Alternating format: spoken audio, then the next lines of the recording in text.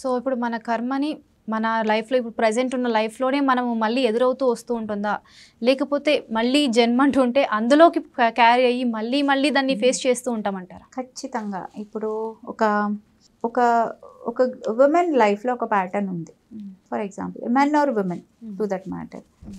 ఏంటి ఆ ప్యాటర్న్ అంటే, ఎవ్రీ టైం వాళ్ళకి ఆ మూమెంట్లోకి వచ్చే వరకు వాళ్ళు అనుకున్నది జరగదు, లేదా జరుగుతూ జరుగుతూ ఆగిపోతుంది. Or so many breakups to be simple. Okay, ఒక మ్యాన్ ఆర్ ఉమెన్ లైఫ్లో వాళ్ళకి కావాల్సిన మనిషి దొరికాడు అనుకోగానే బ్రేకప్ అయిపోతుంది.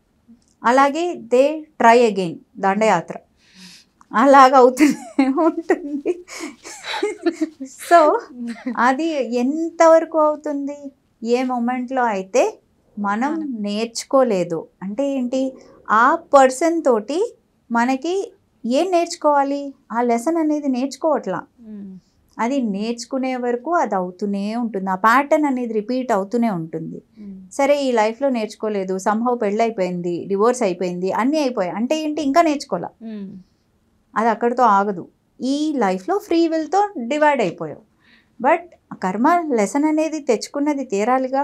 అంటే 5th క్లాస్ పాస్ అవ్వకుండా 6thలోకో 7thలోకో వెళ్ళలేంగా. పాస్ అయి తీరాలి కదా. ప్రమోట్ చేసినా 5th లెసన్స్ చదివి తీరాలి కదా, లేకపోతే రాదు. సో అది ఏ లైఫ్లో అయినా ఎప్పటికైనా మనం నేర్చుకుని తీరాల్సిందే. ఆ అవేర్నెస్ ఇప్పుడు పెట్టుకుంటే it becomes easy for us because we're already in the situation. లేదంటే ప్రతిసారికి ఇంటెన్సిటీ పెరుగుతుంది, ప్రతిసారికి మనిషికి బాధ పెరుగుతుంది. సో దాన్ని అవాయిడ్ చేయాలంటే వర్క్ నౌ.